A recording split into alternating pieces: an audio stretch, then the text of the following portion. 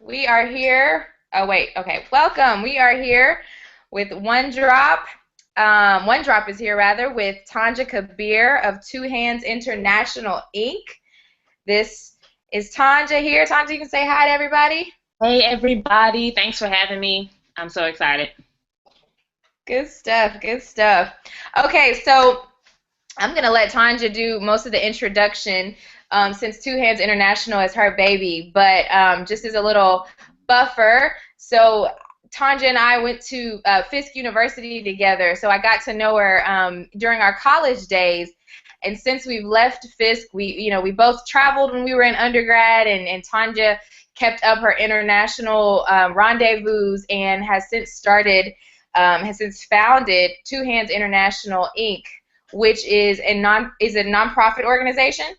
Yeah, a nonprofit organization that is whose mission is to Yep. encourage global leadership in underrepresented youth and to send them abroad through international education.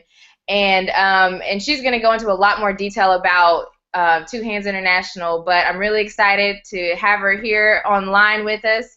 And so, yeah, so Tanja, you want to give us a little bit of explanation about what Two Hands International is doing today? Like, what are you doing now?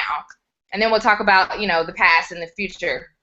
Okay, so Two Hands International, as you said, we're a nonprofit 501c3 organization based in Macon, Georgia.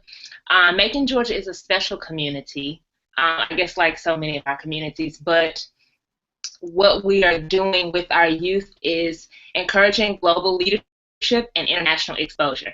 And so one thing about Macon is it's so small yet it's kind of big, and so young people can have a mindset that's just like Macon is everything, and I think that's the case any and everywhere.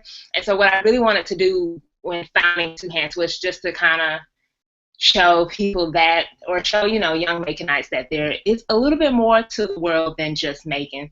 And so we're really trying to encourage international exposure using leadership development, skills for youth, cultural understanding is a big part of it because Macon is, in, I guess I could just say, an interesting city, but there are so many different hidden pockets of culture.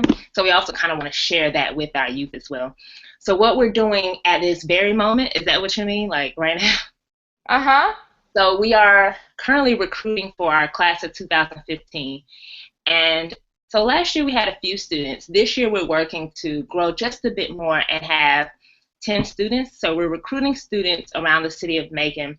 Right now we're consolidating a partnership with a local gym, like community center. And so we're working with them to get 10 students, or students will have to apply, but 10 students will be selected. They'll be able to participate in the leadership sessions, which take place between January and May, and then they'll be able to travel in June with our summer immersion and culture, community engagement program. So right now it's about recruitment, and it's always about fundraising and just finding other partnerships. We really love building relationships and partnership building, so that's what we're doing currently. Wow. Okay. Like we could go in 10 million different directions from that alone. So you're about to be in the recruiting phase. So you start off with a smaller group. You said how many did you have in the first class? So in the first class, we had 6 students who came out, but only 4 of them graduated. So you had to attend a certain amount of classes to graduate, and when you graduate, you receive your passport. You do the passport application with your parents, and so they get their first passport, and they were so cute at graduation. They're able to sign their passports, and they're just like smiling and cheesing and holding it up.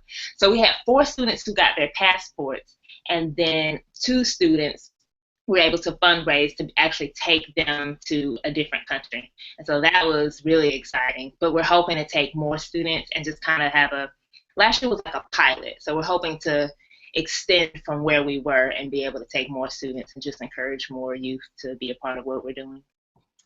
Wow, that's amazing. So tell me then, because you're doing such large and impactful work, my first question is where were the seeds for Two Hands International? Like, where did that come from? When did you first know like you wanted to do this? So, well, like I traveled before when I was at Fisk. I studied abroad my sophomore year. And that was such a mind blowing experience. Like anytime, I guess anytime the first time you step out of the country, it's just like, oh my god, it's so many things that even I'm actually now understanding. Like, oh my goodness, that's the lesson I learned. But so what I did, I was working in Kenya in 2012, and as I was working, I just realized, I didn't see people that look like me. I was in Kenya and I saw people that look like me, but within the expat community, there were lots of Europeans and stuff like that, but there were rarely other minority Americans kind of in the expat community. I would see a few and we'd, be like, hey girl. But it was rare. So I was like, I just thought to myself, I wonder why that is. Is this something that can be changed? And it just kind of, I put it back, like, someone will change it. And then finally, I was just like, I guess I should change it because, like, really, who am I just going to talk to my congressman? Like, how am I going to change this? Or who's going to change this? How's this going to work? So I just kind of sat down one day and I was talking to a friend and they were like, you should do this. And I'm like, yeah, right. And then like 2 weeks later, I just started writing stuff down, like this is what we're gonna do. And at first, at the beginning, it was so lofty. Like it was like, I'm gonna take the kids to London, they get to do a layover, and then they're gonna go to Kenya and then do all these things. And it was great, but starting out, obviously you can't do all those things, or you can, but it wasn't for us to be able to do all those things. And so as time went by, like I started the process in 2012, and then by February 2013, and when I say 2012, I mean like November 2012. 3 months later, we were incorporated, not incorporated, we were incorporated through the state of Georgia in February, and we applied for our 501c3 6 months after that. And so then I just started like talking to people in the community, like, who do you think can help us with this? Like, how should I go about doing this? And people were very free with information. Some people were like, just take the kids to Atlanta, they'll be happy. Or you're very idealistic, I don't think you should do this. So some of those things I just kind of pushed back and was like, okay, whatever. Kept trucking. And so, yeah, a year and a half later, we're here. And so it was really just the thought that I wanted more people to look like me in these different fields because I was working in public health in a different country, and I just wanted more people to look like me that were not necessarily look like me, but more Americans to be working. And I figured starting them in high school, because people also like, you should just do this for college students. And I was like, there's so many opportunities in college that can be supported. So I wanted them to start younger because some of these students don't even get to college. Like this will help them kind of build their resumes, get to college, and just yeah. So that's the long answer, but the short answer is yeah. I want to see more people like me. Wow, wow, wow, wow. That was such a quick turnaround. You said like November 2012, and by 2013, February, you already, that is amazing. And I feel like that's such a testament to the, like, Paulo Coelho's quote, when you really want something and you really seek something, the whole entire universe conspires to make it happen for you. I mean, that was just like divine that it happened so quickly. Yeah, I'm even shocked now. Already been abroad. Right, I'm shocked now. Like sometimes it wasn't until after we traveled when I realized like the whole time it was possible, and I have been doubting myself, and of course, and things would happen. I'd just be like, we just won't go. I'm quitting. It's not gonna happen. But after we came back, it was just like I am still kind of in shock, and so that kind of pushes me even further for the next year because I'm like, it's gonna be even more shocking next year when we take 10 students, and so I'm just yeah, all because I just, I want to take some kids. I really kind of just want to have fun. How like taking students to a foreign country will be fun. So yeah, I think that kind of pushed it as well. That is fascinating.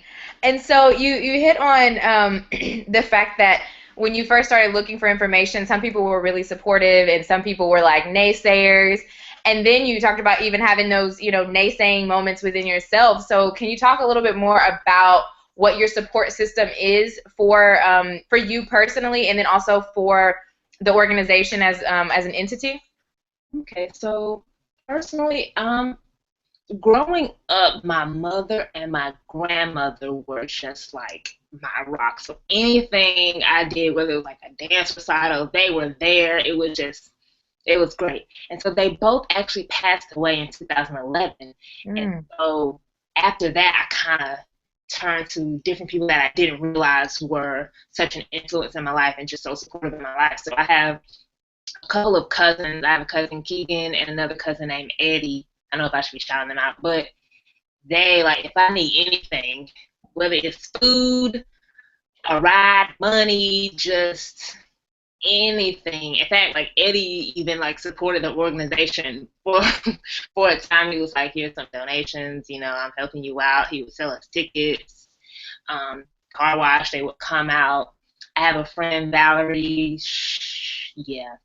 Without these people, really, really, really, I don't know what. And I have yeah, just a lot of family members and friends that have supported the idea of Two Hands, which is enough for me to say, okay, I'm not crazy for going through the motions that I've gone through to start Two Hands.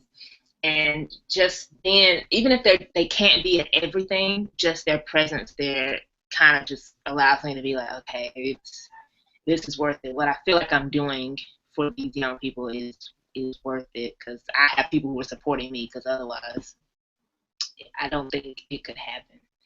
And so for Two Hands, the same people. I have one of my friends, her name is Jamila Lewis. So, I started Two Hands and I'm like, yeah, we're going to have this leadership component. But what I did not realize was that I didn't know how to teach students. Like, I knew what the students needed to learn and what they needed to experience, but I didn't have those skills that I could sit down and say, this is what needs to happen in a class setting. So Jamila stepped in. I've known her since high school. We actually knew each other since we were like 3 or 4. But she has a degree in like museum education and informal education. And so she really helped me shape Project Glue, which is the first component of Two Hands, where the students do the leadership section. She helped me shape it and build it. And that's actually one of the most important parts, because more students have taken part in that. And it's so important to them actually traveling abroad. Like, that component is important for them to do that. So she really helped me with that. I have a couple of board members who've been very supportive as well. Anything that I needed, whether it's money, just time, like supporting, just really kind of holding me up, because definitely there's some times when you just be like, I quit and I'm not coming back. But obviously you come back, and it's just it can be very rough. So without these people in my life and supporting Two Hands, it would not survive. In the community as well.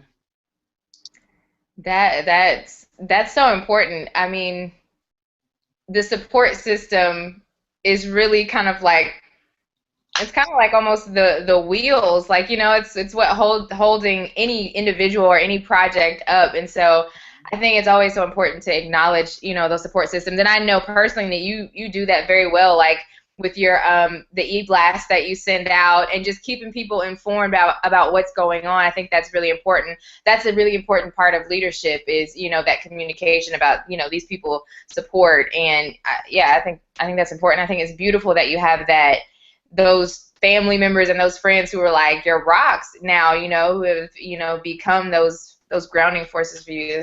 That's awesome. It's really awesome. And I'm glad that you have that also, because what you're doing is so important. That I mean, I'd feel the loss if your organization, if you were to really just throw it up and be like, I quit, because I would, because I feel like when I realized what you were doing, and I saw your campaigns on on social media and things, I was like, Tonja's doing what? To take teenagers to other countries? Wow. I mean, I was like, oh my God, what? It's enough to be in a classroom with teenagers in the United States, for a couple of hours.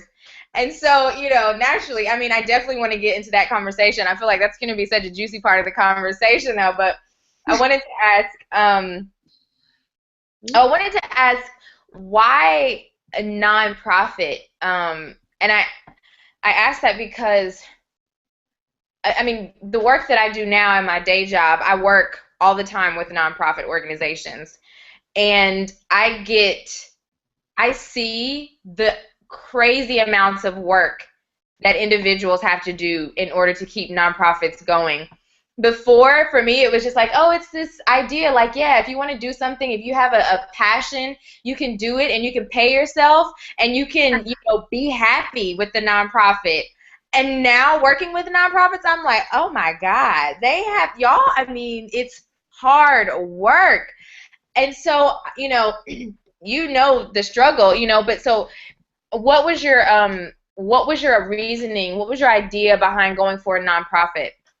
Well, for me, I kind of had the same idea that you had, kind of like, I think even as a student at Fisk, I just always knew I wanted to do my own thing, like have my own nonprofit, because coming from a community where there's blight and just impoverishment, you kind of have that heart to be like, okay, I know I gotta do this, I gotta give back. And so the reason I wanted to do a nonprofit was just I felt like I was lucky enough to have opportunities to be able to travel, but some students may not have those opportunities.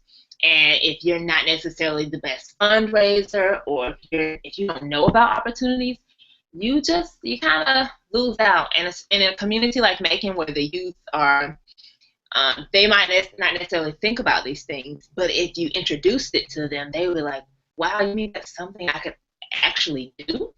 And it's like, yeah. So that's something that just kind of made me feel like I think bringing this, especially to a community like Megan, would be important, and students won't be able to pay for it out of pocket.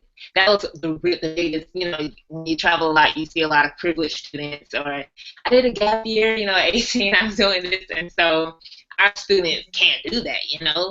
We all struggling to survive, so I wanted to also make sure it was a not-for-profit for their sake, so that they could participate in these programs without necessarily having to pay out of their own pocket. We still encourage them to fundraise. We all fundraise together, but I wanted it to be that for that reason. If you had asked me in November 2012, or if I had known that it was going to take this much work and it was going to be so difficult, I would have been like, you know what? Never mind. I'll put this off to the side. You only learn as you grow, and it gets harder, and it's fine. I've been able to survive these hardships. Like, wow, that was difficult. Raising money is more difficult than I thought. I'm like, I always raise money. It's always easy. And then you're like, oh, this time it wasn't so easy. So, but yeah, you live and you learn, and then you grow from that. So, yeah. Okay. So then that goes right into the next thing is, so you talked about these external support systems, the friends, the family, just your your board members. So can you talk a little bit about what your internal support system is? How do you, handle all of this from within, whether that be, a spiritual system or religious or however you want to talk about it? How do you deal with it from the inside out? That's a good question. I really can't say that I know. Like, spiritual in a sense, but I don't think I'm like a regular. I attend church regularly, but I don't know how I deal with these things. I mean, I read a lot of random articles, like those BuzzFeed things, 10 ways to, not be this or to do this. But I don't think that's something I ever sat and thought about. I'm a Cancer, so I have moods, and I just feel like when I get past the mood, and I was just okay. I can't say I've ever actually like thought about that. But that's a good question. Indeed, it's something that interests me. I mean, spirituality has always been something that I've been really fascinated by, and fascinated in the sense of like, really a deep searching and yearning to know more for myself. But I'm always fascinated to know how other people deal with that dark thought in their mind, or that, that doubt that's just like knocking, like, hey, you can't, who are you anyway? Like, because we all have those sorts of thoughts. And, it's like we can try and shove it away, or we can, listen to it like, yeah, you're right. And I've been through all of that. And I'm, just at a point in my life where I'm learning to, be like, hey, you know what? Be quiet. I got this. You know what? That was just a labor pain. We're going through. Okay. But there was a time when I heard, those dark thoughts, or those, self-deprecating thoughts, or defeatist thoughts, and I would just, kind of crumple down. And it's like, Yeah. I feel like it's, my spirituality that has, and not my spirituality as though I have arrived, but the process of, developing and defining my spiritual experience, and being intentional about it, that I've been able to come up out of things. And like, when those thoughts arise now, it's like, hey, whoa, hold up, so that's why I asked, because, you clearly, you have a way, but sometimes we're not conscious of it. We all have a way, otherwise we'd all be sitting in the corner crying. Just the fact that we've survived childhood is, proof that we have some sort of spiritual resilience. So, I mean, and that's also really interesting to me too, because you talked about your mother and your grandmother. Can you, I mean, if you feel comfortable, talking a little bit about that experience, and how you've been able to survive and even thrive in that. Yeah, I think you said something like intentional, and I think beforehand I had always been intentional, and I was kind of a free spirit in the sense where I know I definitely I don't want to say tried different religions, but I've experimented or just learned about different religions and spiritualities. And so I kind of incorporate all of that into my lifestyle, but I don't have anything that I do necessarily regularly other than like a prayer. I'm definitely trying to strengthen my faith. And with the passing of my mother and grandmother, that was actually, it was trying in a sense, and it's something that I still try to explain to myself. With my mother, she had colon cancer, so she progressively, we could see her kind of get worse, and so that was kind of difficult. Well, it was very difficult to deal with. But I think with the relationship that we had, and the way that she was so supportive. I mean, I know some people whose parents, they didn't, enrich them in the ways, and we weren't rich at all. So her putting me in different activities, whether it was like dance class or arts class, I don't even know how we paid for these things, but I was always in something, and that in itself, I felt that she loved me enough to care for something like my enrichment. You can feed your child, you can do all these things, but that enrichment kind of is a different thing. And so my grandmother always supported everything that we did, everything that I did, and everything that we did. So I don't know, I just love them so much. And you, there are the different stages of grieving. I'm not sure if I grieve properly, but definitely it's been about 3 years now, so I still, I still think about them. I still love them. I still, they were actually very spiritual. So I wanted to kind of get back into a frame of mind where I was appreciating those small things about life, and especially just thinking about or keeping them in mind as that relates to it as well. So yeah. Wow, that's such a I mean, that's it. I don't know, in the sense that, I've lost anyone very, very close to me yet. But I mean, it's beautiful to hear you say, to be able to speak about it, with such love, because you had that strong relationship. There's not a sense of regret.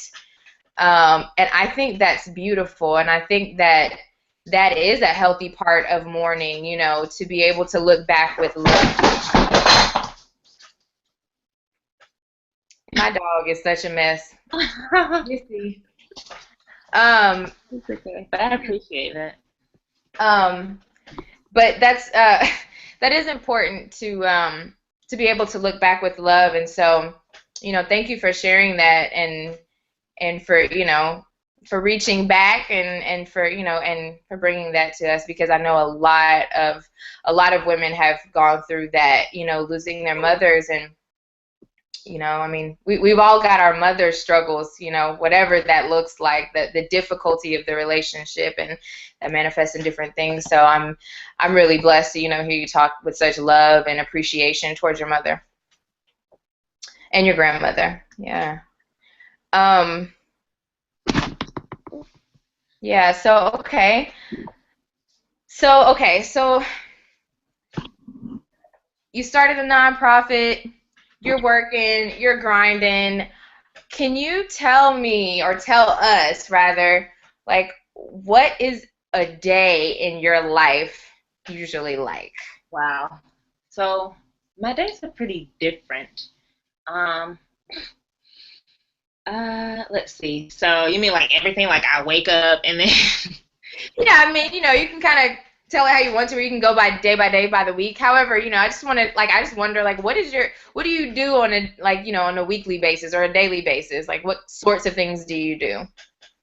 I am trying to have more exercise in my life. Like that is important to me. So I'm trying to create a regular regimen. So I get up between 7 and 8. I like to get up earlier. Go for a run. Ideally, I go for a run. Let's just say that. Um, and then I have breakfast. I watch the news or kind of read up on some news, and I just get right to work. Like this week is grant week, so I've been researching grants and different proposals, creating different proposals for different organizations and places I want to send or request for funds from.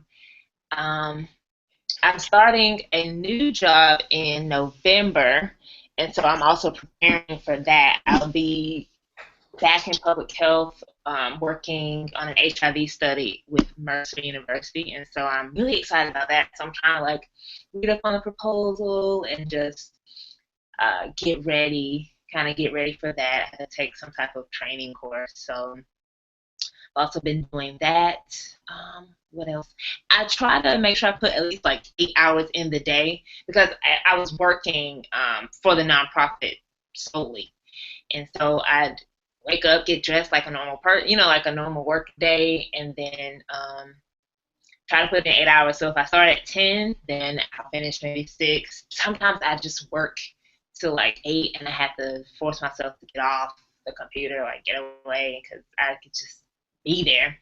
Um, but yeah, and then after that, I try to rest, relax, chill from the day because some things can be really stressful. If you're waiting to hear back from somebody and you're like, listen, I don't want to email you every day, but you really need to get back with me because I need to know the information, or just anything could be a tiny stressor. And so I have to try to back myself away, calm down. Then I just kind of, the night falls and yeah, I just kind of calm down in the evening. So Hmm. yeah, it's really So, boring. so next month, then you're going to be starting a job, a different job, and you'll be managing the nonprofit as well. How do you anticipate, dealing with that time difference, and just mentally and emotionally? How are you preparing? I actually don't know. I usually, not say I don't prepare for things like that, but things always kind of hit me, and I'm like, oh, okay, yeah, okay. So what I do anticipate is that because this job is in Macon, it's an HIV study, and it's a community-based participatory research study, and so we're going to be like in the community talking to people. And so even though I'm from Macon, I don't I really kind of don't know that much about Macon. Like, I know the issues that we have from personal experience, but like, and I see the blight and underdevelopment in certain areas and stuff like that. But with this study, I think we're going to be able to kind of examine that a little bit more. And so I think it kind of is congruent to the work that I'll be doing with Two Hands, because I'll get to learn more about the type of students that we're serving. Because students come from everywhere, and you don't necessarily, in our class sessions, you don't hear about their home lives exactly. You may talk to someone, but for all my students, I don't necessarily know their full background. And so just knowing where students are coming from just gives us a better idea of, how to work with them, what we can do if they need anything. We know, this is how we can work with them. And so I think it'll kind of allow me to do Two Hands work even better. So I don't, I don't anticipate too many issues with that. And so I'm trying to get good stuff out of the way, like recruitment and fundraising, so that at least it won't be too stressful once the work begins. Absolutely. I think that's such a wonderful way to approach it is, okay, how is this going to inform my other work as opposed to how is this going to push against it? I think that's the way to, for me, I think that's one of the ways to just approach life in general. Like, how is my everyday experience informing, my larger goals and, aspirations and things like that? That's beautiful. And that's only going to, elevate you as opposed to be like a source of tension. So I'm really glad to hear that. Yeah. Good stuff. Good stuff. Let's see. Make sure I'm hitting all the. Okay, yeah. Let's get into the juicy part of it now. My dog is intent on getting in this video. Yeah. The juicy part. What in the world is it like to travel with teenagers who are not your children, who are not your family members? What was that like? I don't think you want to know this information. We do. Woo! No, I love my students dearly. I love them dearly. And we had a wonderful time. I'll just say what we have to do in the future is definitely make sure that because we have policies and things like that set in place, but now we have an idea of more policies that we need to make sure that we have in place when we travel. Some students, and because I'm anticipating they'll see this video, hey y'all, some students, we're traveling. It's a community engagement and cultural immersion trip.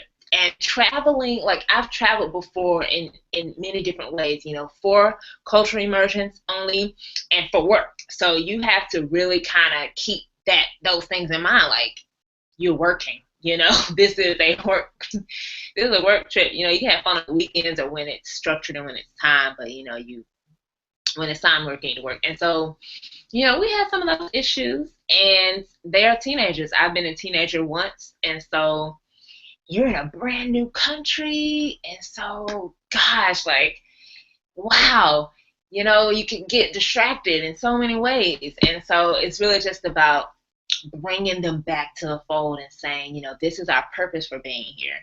And so we need to stick to that purpose.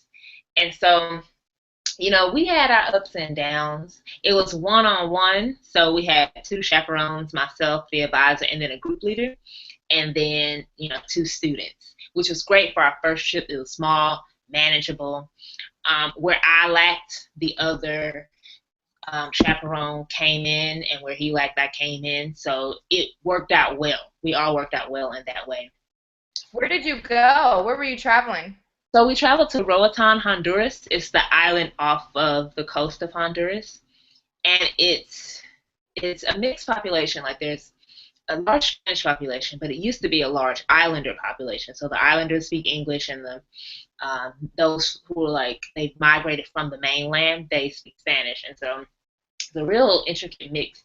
Though most of the students we worked with spoke English, there were many students who came in, especially on the bookmobile, which was another component of the volunteer site that we worked with. A lot of them spoke Spanish, so we were, we're trying to be ready on that. We'll be more ready next year. But yeah, the students, however, I will say, were I don't know if it was something about our students or what, because they created this bond with the students that they work with that was, I mean, they were there for 10 days, and we volunteered for 6 of those days. Like, we were at the center on those days, and they created this bond that was just like, have we been here for 2 years, or have we been here for 6 days? Like, Mm. it was, I don't know, it was I can't really explain it. And even the executive director said, your students, I don't know what it was, but our students really look up to them. And, our students are African American, and a lot of the islanders are also Black. And a lot of the volunteers that kind of come through there are maybe older or white people who are there. And so it was different to kind of see people who come.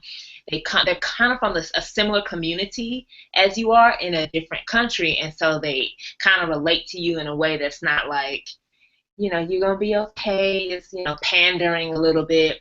So I think that allowed them to create a bond that left them as role models to these people in the community. And that was the most shocking, because I never thought about that until she said that to me. And so I was like, wow, those are the positive things of that trip that were just like, blew my mind. Wow. I was having chill bumps all over my arms as you were talking, because for me, that was the most transformational or transformative part of my experiences abroad, was seeing somebody who looked like me and had gone through some of the same issues surrounding ethnicity and like identity culturally, in another country. Like, when I went to Brazil specifically, like, blowing my mind to talk to other Brazilian women who, my color skin, had used to hate their hair and talk about how nappy it was, and, I need to be lighter, I don't need to go out in the sun. And, I was like, oh my God, you dealt with that too? Or you deal with that, So that sort of connection, like, completely, like, literally put an explosive in my head that went poof. And, like, my mind was, like, completely wide open now, because it's so easy, like you said, in Macon, to believe that this is the whole world. Exactly. To think that, being a Black American is the whole world, but then you step outside and you go to the Honduras, you go to any other country in the world. Black people, we're everywhere. So it's like, you go to any other country in the world and you connect with somebody who looks like you, has gone through similar issues, but still has a completely different cultural context. That is impressive. And so that's like, one of the reasons why I'm such a passionate supporter of Two Hands International, because it's like, you get that younger, like, that is, I mean, it's completely setting you up for a different life path, completely. Exactly. Like, imagine what they could do in however many years' time just from that for initial experience. I have one student who's like, I'm planning a trip to London. It's actually not to London. It's to I'm gonna visit other places in Europe. I'm like, you're planning a Euro trip? I'm planning a Euro trip for my 30th birthday. How are you not even 15? And you're like, what's happening? And she has her passport now, so she can do anything. I'm like, goodness. But I mean, hey, it's not stopping them now. Oh man, you and your support system are setting these young people up for some amazing, amazing work. I am absolutely positively 10,000 million trillion times, like, I'm so just enthusiastic and excited to see, like, so, like, what do you see? I mean, you can't even envision what all the amazing seeds that have been planted in the students that you've taken already. But, like, what do you foresee for Two Hands International and for yourself and for these students in the next just 3 or 5 years? That's something like I don't even know. Like, I didn't. If you had asked me where I saw myself last year, this year, I wouldn't be able to tell you this. So I would like to see. Obviously, I'd like to take more students, and I'd like us to grow in a direction, because there are many programs like Two Hands around the nation, of varying sizes, and so they're really good in different ways. Like, some of them focus on that cultural development, and some of them focus on passports, and then some of them focus on traveling. And so we have all three. And I hope that each of those components can impact people in whatever way is most important for them. But I definitely want to I like to see just a bunch of students with passports. I feel like if you have your passport, you have no choice but to use it, no matter what age. Obviously, if you get it as a minor, you only have 5 years to use it. But that's the bug. Hey, I need to renew it or get a new one. But I feel like just having that passport is so powerful. Because then, like my one student, like she's ready to go other places and she's planning it herself. She's gonna raise the funds and go herself. Like you don't want us to, you don't want to go with us. But I don't know. I feel like that passport, it's something about it. You get that travel bug, and you're just like, where else can I go? Where else can I go? But it triggers something that says, what else can I do? Who else can I be? Where, what else can happen? What can I do? It's just, I don't know. I think it's just that passport. And then those leadership courses. One of my students, we had a public speaking workshop before our sponsor soiree so they could prepare.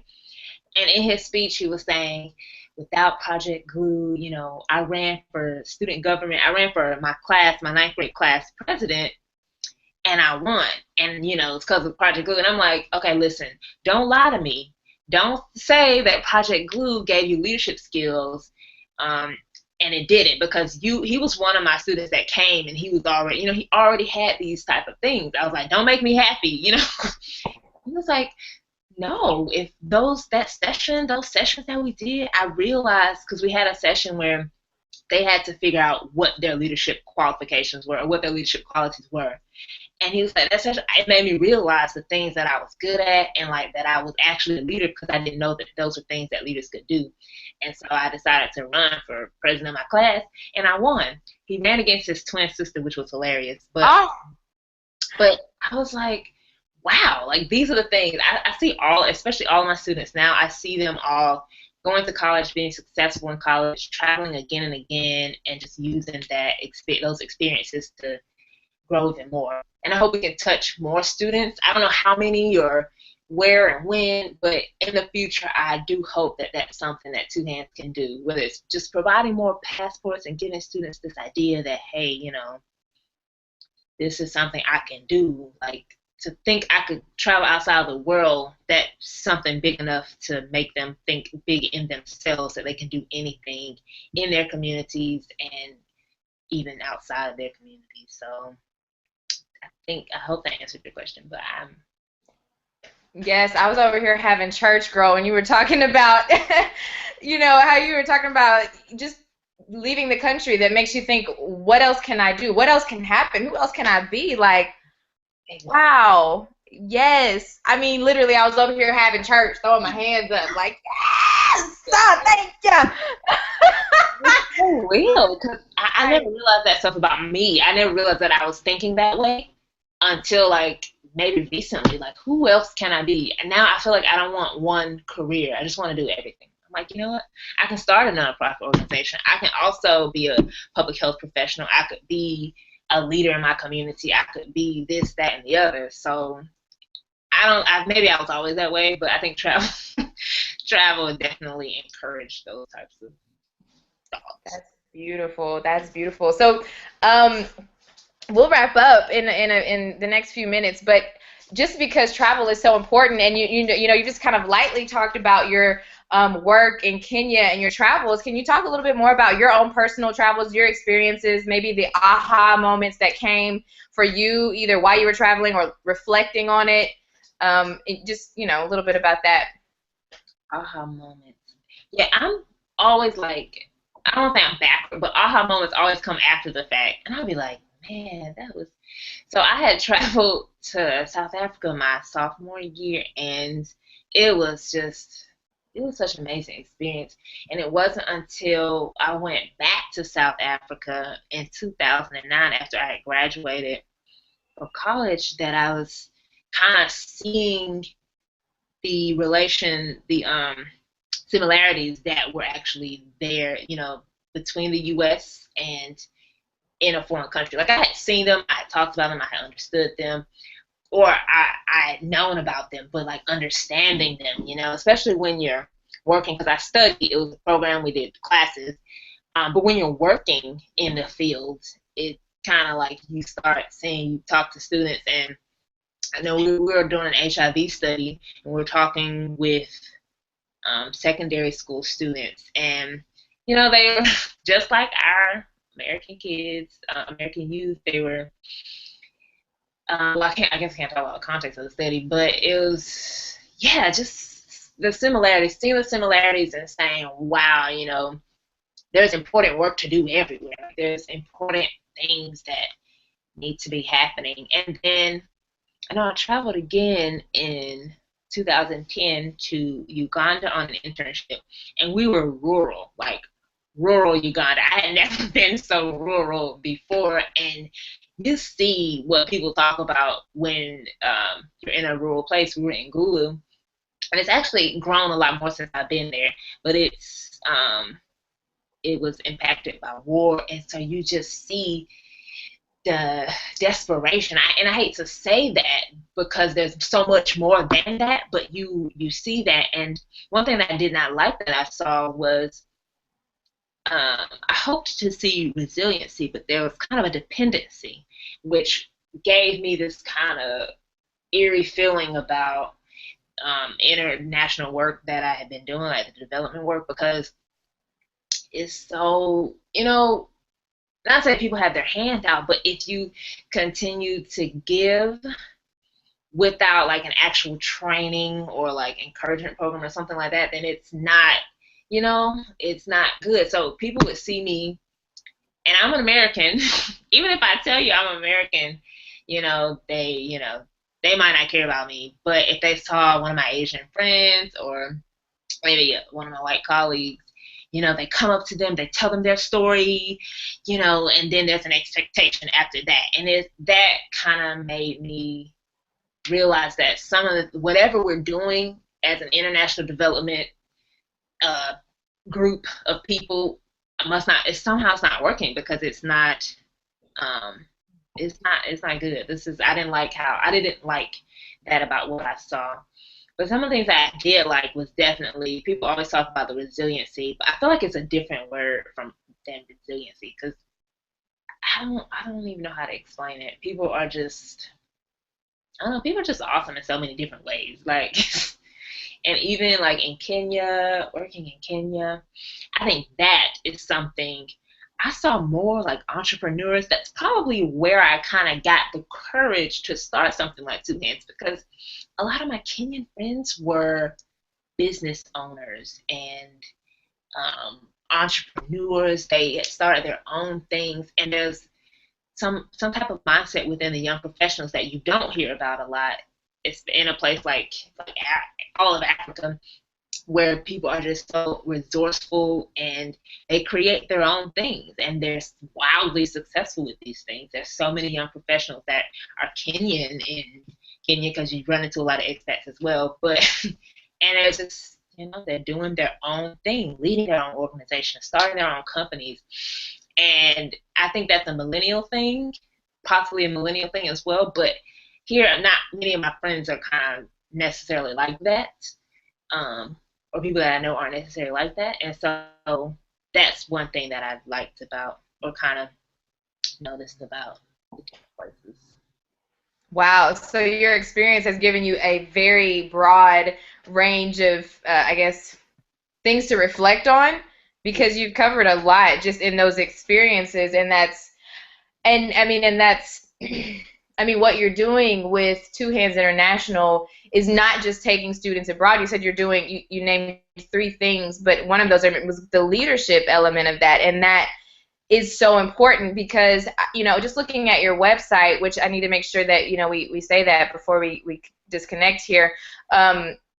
Looking at your website and seeing some of the things that you were doing, like I saw that you had them speaking with public works officials, and really, debating and engaging, like that is important, because like in the situation that's going on with Uganda and lots of other areas throughout Africa and throughout the world, having that dependency on foreign aid, like you said, there's some training, there's education that's needed.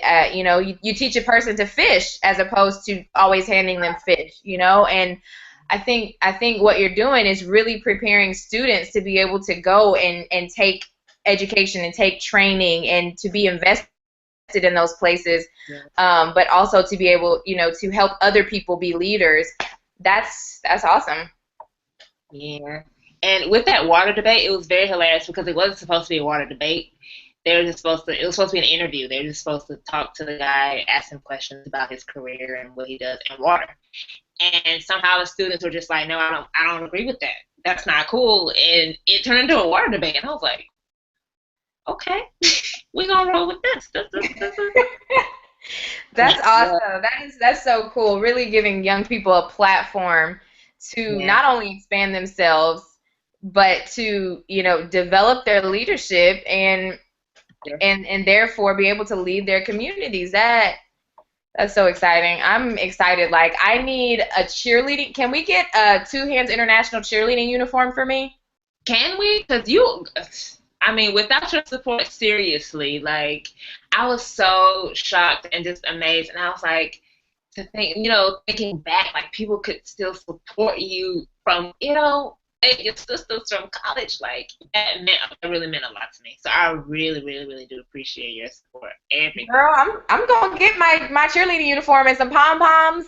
Wait, do you have I see your Two Hands International shirt. Are you having those for sale or is that like a staff thing? What's that? These were our travel shirts. I wanted to make sure we looked like something when we traveled. But you're owed a gift bag because we had to sponsor soiree, so we had to send something to people who couldn't make the soiree since it was in Macon. So we'll send you a shirt. We have to send you something. We're gonna get new shirts in February, so I'll make sure we get like a bunch of shirts so that our sponsors can also rep us and just yes, you'll Yeah, have. I mean they look so nice. They look so nice. It's a great way to support that, to spread the word, that sort of thing. I don't know if you could do it as a fundraiser or something like that, but they look excellent. And go ahead and can you give up the website so that I'll make sure that it's kind of written up here too. But can you tell us the Okay. website and where people can go to find you on Facebook and social media and fundraising, anything like that? Can you give us that information? So we're at twohandsinternational.org. That's two TWO hands international.org. That's our website, and you can email me if you have any questions at info at twohandsinternational.org, or Tonja, Tonja, at twohandsinternational.org. We have a Facebook page, which we're very active on. Just search us, Two Hands International, Incorporated, INC, dot. You can find us on Facebook. We're also on Twitter and Instagram at Two Hands Int, TWOHANDSINT. And I think that's about it. Twitter, Instagram. Yeah, find us. If you Google us, I think we'll kind of come up. So, and this is our logo. So, when you see it, you know you found us. Good stuff. Good stuff. Well, is there anything else that we should be on the lookout for or have our ears open for? Well, right now, if you're in Macon, we're doing registration. We're doing applications. They're due November 21st. And then International Education Week is from November 17th through the 21st. And so we have a couple activities planned. We'll have a story time with a kindergarten class or elementary school class, and then our students will be talking more about their experience. They'll have about 2 different opportunities to talk more about their travel experience to Honduras. And then we're having a fundraiser in December.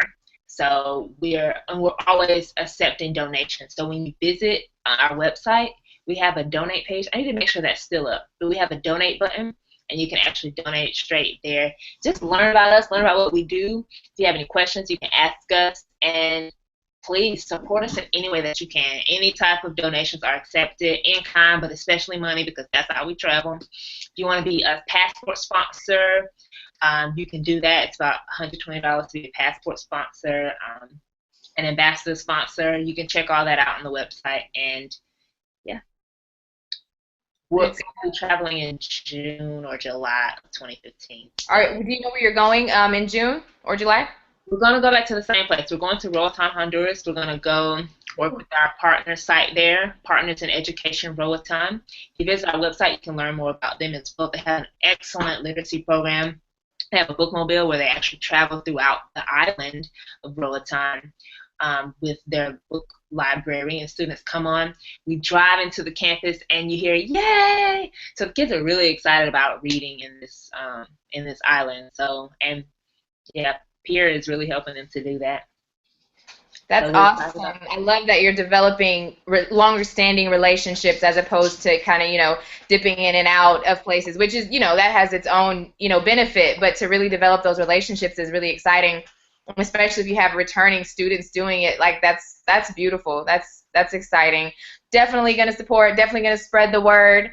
Thank you so much for taking an evening to talk with us and to share some of your experience, some of your struggles and your victories in those struggles and how you become stronger through those things so that we can become inspired. We could, get inspiration from you and from your story. So, yes, thank you very, very much, Tonja, my sister.